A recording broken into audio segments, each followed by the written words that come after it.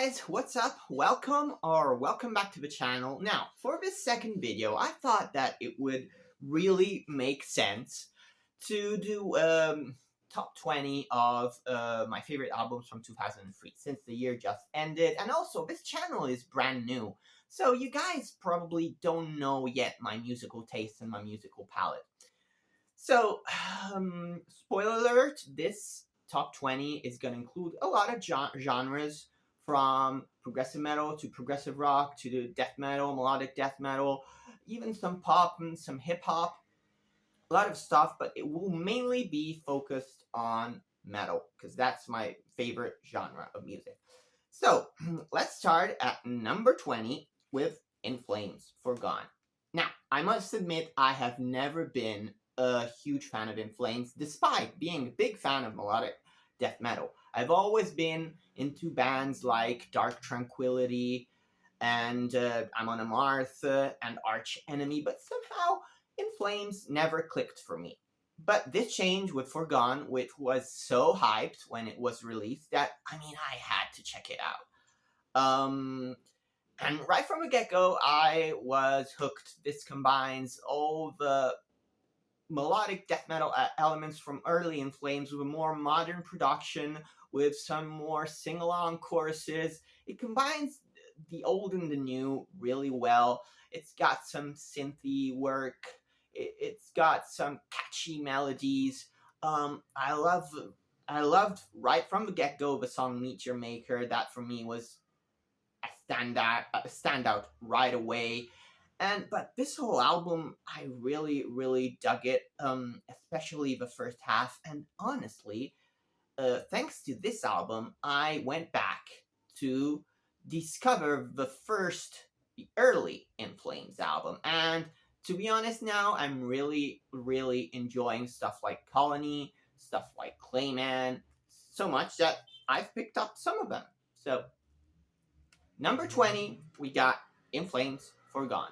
At number 19, we got Dodheimsgard with Black Medium Current. Now, I'm apologizing if I'm pronouncing the name wrong. This is a Norwegian progressive black metal / avant-garde band that formed in the mid-90s, releasing 6 albums. This is a 6 record.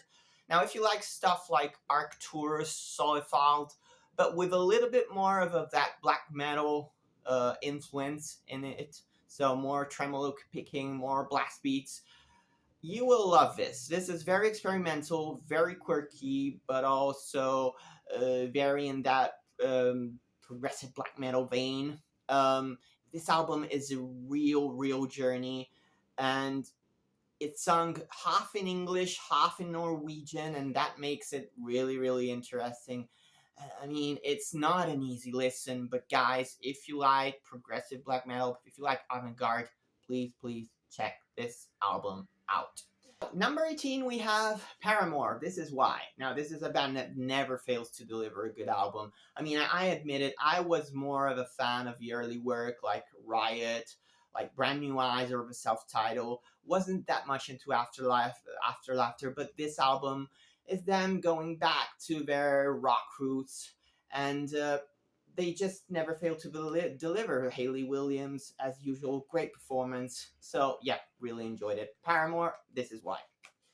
Next up, number 17, we got Green Lung with This Heathen Land. Now, this is a band from the UK that has a stoner, psychedelic, heavy doom approach to their music.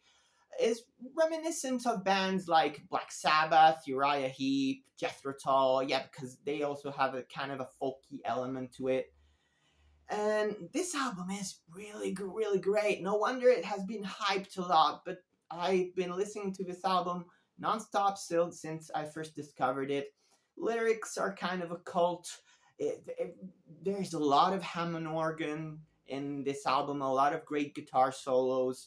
And there's a song here which is called Song of Stones that's really mystical, and it has got an acoustic vibe, and it reminds me a bit of Battle of Evermore by Led Zeppelin. So this album is very much of a mystical journey into the green pastures of England, and it's very much a musical tribute to the 70s.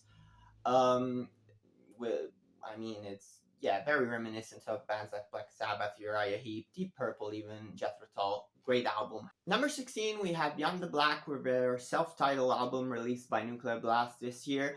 And this is a symphonic metal band centered around the vocalist Jennifer Haben.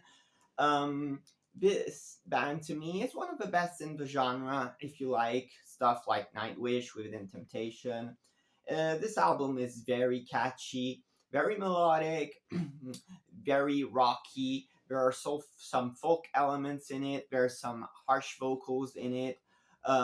Jennifer Haben is the center spot of this record. She's got an amazing voice.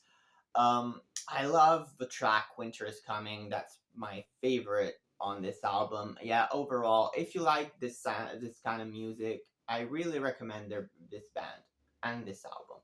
Now, before we go on with a ranking, please be sure to like and subscribe. It would really help me with the YouTube algorithm. So at number 15, we got Blink-182 with One More Time, one of my favorite bands since I was 15 years old. And this is the first album featuring Tom DeLonge back in the band since 2011's Neighborhoods.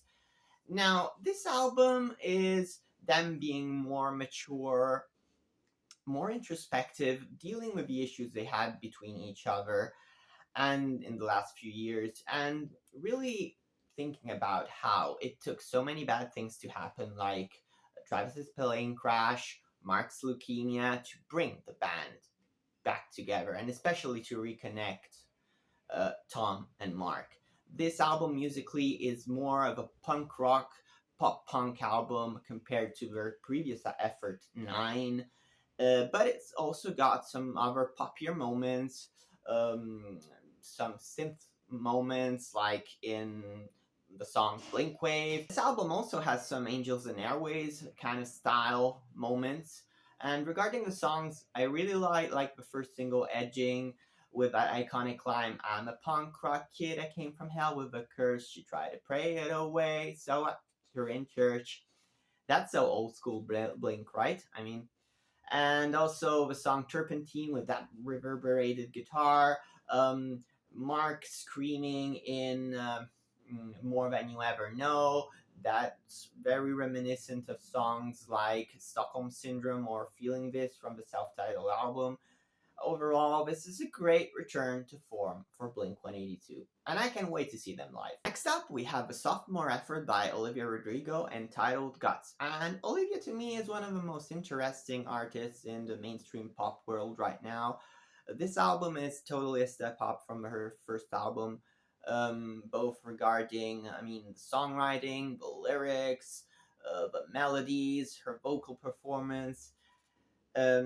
Everything here is really, really good. The songs are really, really catchy. It reminds me a little bit of, early era Avril Lavigne. The songs I prefer are the rockier songs, like All American Bitch, Bad Idea Riot, Ballad of a Homeschool Girl, Love is Embarrassing. And thematically, she's delving in various topics that concern, of course, young women, talking about love, toxic relationships, the expectations that society has on how young women should look.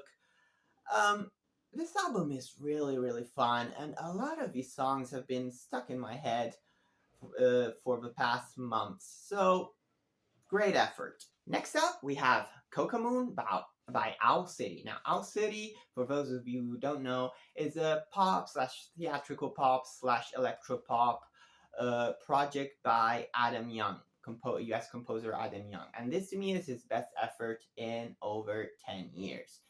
Now, this album is just a ride. It's adventurous, it's mystical, it's magical. It plays around with electronic, with pop, with more theatrical moments. Lyrically, it's very full of symbolisms and metaphors. Adam talks a lot about his relationship with God and his relationship with his family and about himself, but he always does it in a metaphorical way, right? And yeah, this album is really a great ride. If you don't know Owl City, maybe you'll remember in 2010 the hit single Fireflies. Well, that was from this band, or this project, I should say. But anyway, if you like pop music, I really recommend this album. Next up, we got King Gizzard and the Lizard Wizard with Petrodragonic Apocalypse, and the title of his record is really long, so I won't pronounce it. But anyway, strangely, I couldn't find this on CD, so I got it on vinyl. But anyway, this is a very, very prolific Australian band that usually delves more into psychedelic progressive territory. But with this album, they made a metal album, and a really, really good one as well. This combines heavy metal, thrash metal, but a lot also of psychedelic and progressive elements. There are times that this reminds me a little bit of Tool in the percussive nature of some of its parts. And yeah, King Gizzard and the Lizard Wizard, this is a very good album. Just below the top 10, at number 11, we got Steven Wilson with the Harmony Codex. Now, Steven Wilson needs no introduction.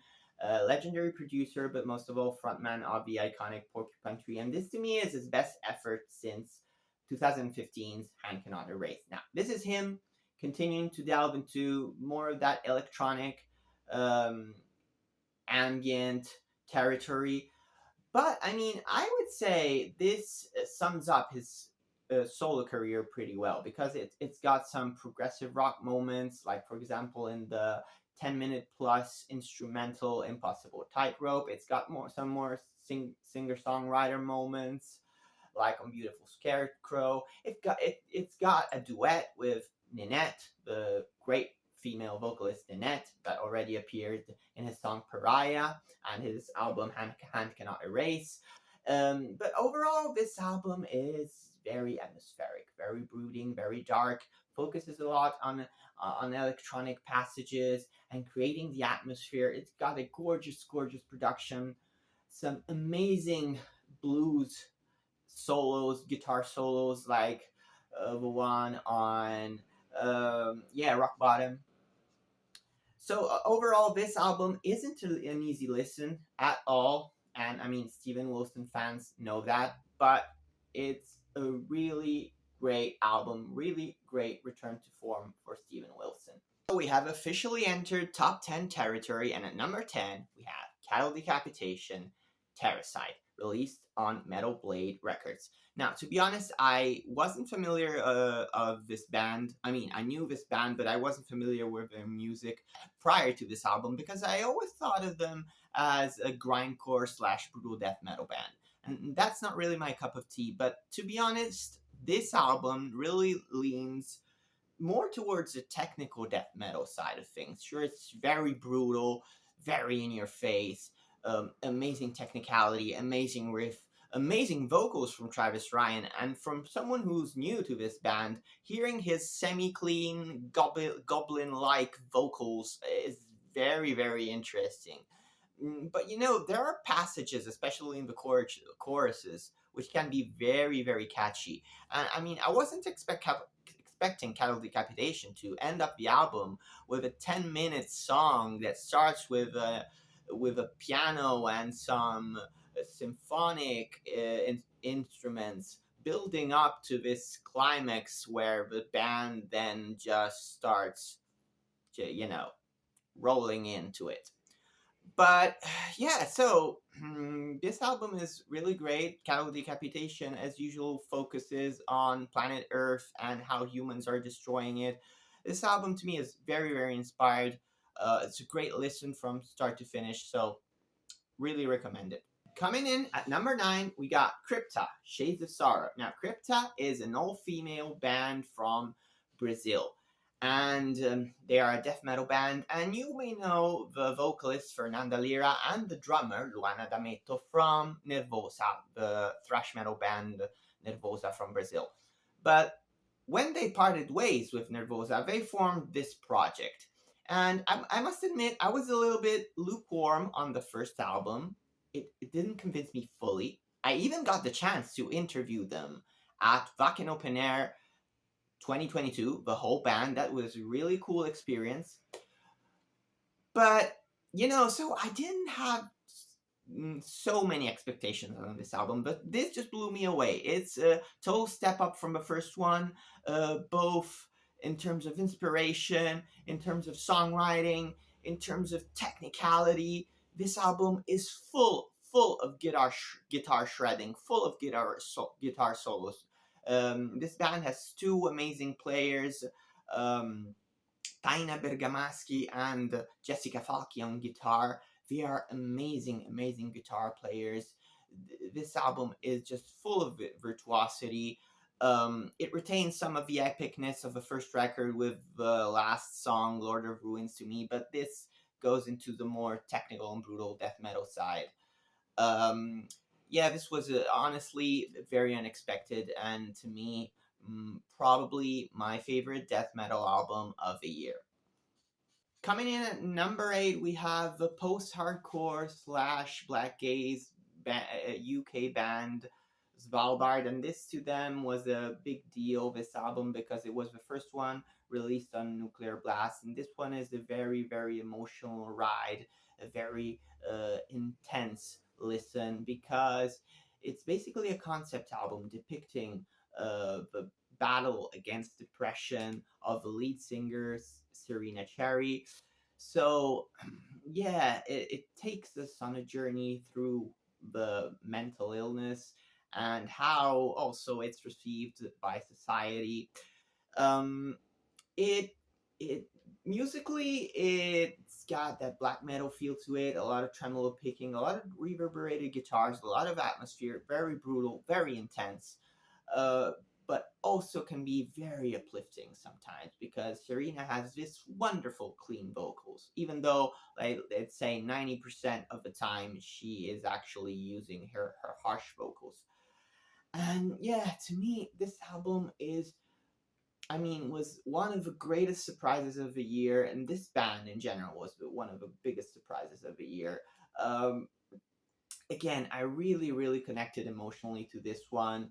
Uh, it's a very intense listen, and I highly recommend it. Number 7, we got a band that never fails to disappoint, and this is Haken with Fauna. Now, Haken to me is one of the best progressive metal acts right now, and this is their first album featuring their uh, old keyboard player, Peter, that played on the first album, Aquarius, and the first album also without their historic like keyboard player Diego. Now this is a concept album once again, and it revolves around the animal kingdom, and each song is about a different animal. But in the end, in reality, what the band wanted to portray with this is that each animal and each situation in the animal kingdom is really just a metaphor for something that the band wanted to portray in society or in their personal lives. So, for instance, the last track, which is very emotional, The Eyes of Ebony, it talks about the extinction of the white rhinoceros, but it's really a tribute and a homage to Richard Henschel's father, who passed away recently. Yeah, musically, this album is not as heavy and as genty as the One-Two Punch Vector Virus, but it's still incredibly experimental, incredibly theatrical, incredibly virtuosic. It's just another amazing album from Haken. My favorite song is Elephants Never Forget, which has this very quirky, almost reminiscent, very quirky moments, almost reminiscent of Native Construct. And there are heavier tracks like Taurus, but there are also more popular moments like The Alphabet of Me. But yeah, this album is really complex, really proggy, and another great album by Haken. And in at number 6, we got Sickboy, then by Sickboy. Yeah, this is my only hip hop album in my top 20, and it's from Ren, Sickboy. He is a Welsh rapper that apparently moved to England when he was a child. And this guy, for me, he came out of nowhere, but in reality, I know he's been number 1 in the UK charts, so what do I know? And He has an incredible history of undiagnosed diseases. He had Lyme diseases for years, but he wasn't really treated for it. And so this prevented him from doing his art, from performing live. But now he's recovered and he's back. And he has this album, which to me is one of the best hip hop albums I've heard in the last years. He's got an amazing voice because he also sings sometimes. He can play piano, he can play guitar. Most of all, he's got an amazing flow, amazing technique to his rapping. His lyrics are incredibly sophisticated and compelling. They talk about his life, his illness. He also had to face, when he was very young, uh, the tragic fate of one of his friends committing suicide. So there's a lot of that in the lyrics. There's a lot of him questioning his faith. And yeah, he is incredible. Honestly, an incredibly talented artist. So if you love hip hop, please check out Ren Sickboy. At number 5, we got the Canadian modern metal prodigy Spiritbox with her brand new EP, The Fear of Fear. And I know what you're about to say. This is an EP, not technically a full-length album, so it shouldn't be in this list. But honestly, I haven't listened to that many EPs this year, and I'm not gonna make a separate list for EPs. And this honestly was just too good not to be featured in my top 20. Also, this is like 25 minutes. Mercury's new album, is like 31 minutes, and that's a full length. So come on. Anyway, Spiritbox are a band that always deliver. I mean, this EP is just fantastic. 6 songs interconnected with one another to make one unique conceptual piece. A lot of metaphors, a lot of symbolisms, a lot of recurring themes to give that sense of continuity. But most of all, this band is incredible in fusing that genty metalcore sound with a more electropop elements. I mean, Cellar Door is honestly maybe one of my songs of the year. It's so crushing, so brutal, so haunting at times, and it has one of the coolest breakdowns I've heard in metalcore ever. Jaded was rightfully nominated for a Grammy. The Void sounds to me like the Birthday Massacre song. It was my most listened to song of 2023. Ultraviolet is an amazing kind of electropop song with some heavy guitars. I love the reverberated guitars on Too Close, Too Late. It's so atmospheric, so great.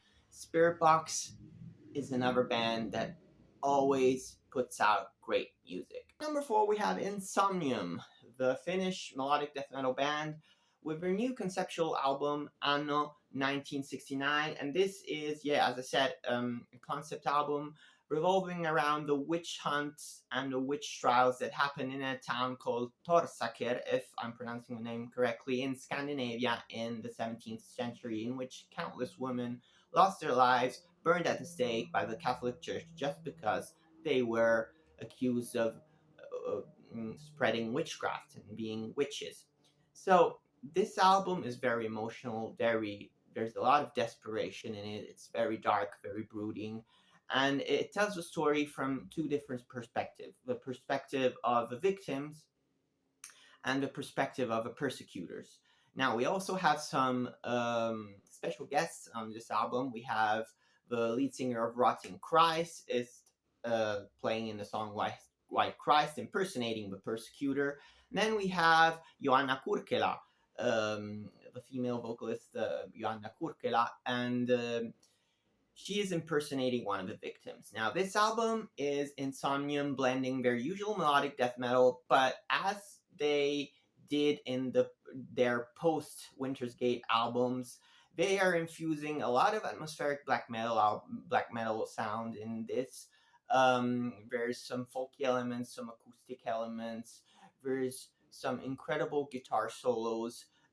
Overall, very emotional album, and one that is so high on my list just because I listened to this basically nonstop since it came out. I would say it was February, March, maybe. So, Insomnium, this to me is my favorite album of the band. Number three, we have Avenged Sevenfold with Life Is But a Dream. And yeah, this album is, to me, feels a natural progression from their 2016 record, The Stage. That was already very, very progressive, but this takes the thing to a brand new level. This album is so incredibly experimental. It mixes so many genres. It's crazy. And I know it's very divisive. Some people absolutely loved it. Some people hated it. I'm one of these people who really loved it. I love the combination of all these genres. You got some thrash metal. You got some amazing shredding by Sinister Gates, who is one of the most talented guitar players right now. I love the almost psychedelic passages of Beautiful Morning, which reminds me of early era Pink Floyd. I love the mini epic at the end, divided in three parts, the God Trilogy, which starts almost sounding as a Dream Theater song and then evolves into an almost Daft Punk sound and then finishes with that Frank Sinatra sound and then culminates in that piano piece at the end. But I mean, my favorite song on the album is Cosmic, and this is probably my favorite song of the year. It feels like you're in a high budget Hollywood movie and you're just in your rocket ready to fly up to space. You know, there's that crescendo in the middle of a song, which is so emotional. It reminds me of that scene in Terminator where Bruce Willis is flying up with his rocket to space, and there's Liv Tyler crying. Well, you know, the video that appears on "I Don't Want to Miss a Thing" by Aerosmith. Um, but anyway, yeah, this song is incredible. This band, every time they release an album, don't release an album very often, but every time they do it, they push their boundaries, they push their limits, and they really surpass themselves this time. So kudos to them. We've almost reached the top spot, and honestly, these next two records are really, really close. But in the end, I'm gonna give number two spot to Code Orange with The Above. Now, Code Orange is hardcore slash industrial slash alt metal slash art rock slash many other things band from Pittsburgh, US, and to me, they're one of the most talented bands out there right now. They're a band that always tries to push boundaries. They've released a seminal Underneath into 2020, which was such an amazing album. It's one of my favorite metal albums in these last years. And with this one, they probably toned down a little bit the hardcore elements and the industrial elements, but they ramped up their alt rock and alt metal elements, and most of all the experimental side of the band. Now, this album is just crazy. It's over the place, but at the same time very cohesive. It's a real tribute to me to the 90s. It's got Billy Corgan in one of the songs. It's got some songs which sound, yeah, some ultimately almost grunge like Circle Through or I Fly. And I love the fact that Reba Myers, she sings much more on this album, and she's got the perfect voice to match those kind of songs because she's not typical female vocalist with a high pitched register. She's got much more lower register. Her voice is very unique to me. I love the track Mirror, which is almost ballady, acoustic, psychedelic. It's one of my favorite songs of the year. But then there are songs that are reminiscent of old Code Orange, like Room in My Replacement and The Game, and songs that are really creepy and all over the place, like the opener, Never Far Apart. And Snapshot might be my favorite song of the year. So this album really blew me away. I had such high expectations from this band, but honestly, they went into the direction that I was hoping for, and they delivered an incredible album. Number one, we have the band and the album that everybody has been talking about in 2023. This is a band that went from 300,000 monthly listeners on Spotify to over 3 million in just 1 year. And I think you guessed it, it's Sleep Token, Take Me Back to Eden. I know, another very divisive album. People who absolutely loved it, people who hated it. This album to me is incredible, a perfect combination of all of these genres: R&B, hip hop, pop, gent, metalcore. Somehow it sounds crazy, but it works. They made it work. And to me, Sleep Token already nailed the formula in their first two efforts. But in this one, they also nailed the songwriting. And to me, this is a perfect record from start to finish. One of my top songs are definitely The Summoning, with that amazing chorus and that incredible R&B part at the end. The Apparition, with those haunted synthy moments. Ascensionism, with that incredible line, I could offer you a blood red paradise, diamonds in the trees, pentagrams in the night sky, and then that epic breakdown. The 8-minute long Take Me Back to Eden, the closing Euclid, which is so emotional, and also the jazzy, more restrained Aqua Regia. I mean, this is an album that is just flawless, and Vessel's voice to me is the icing on the cake. I love his voice so much. It's so emotional. And yeah, I mean, this album and this band, to me, deserve all the praise it got in 2023, and I also got the chance to see them live at Wacken Open Air. So, this concludes my list. Hope you enjoyed it. And please be sure to like and subscribe if you enjoyed this video. Also, I made, as my very first video of the channel, a Dream Theater ranking. So if you're into Dream Theater, be sure to check that one out.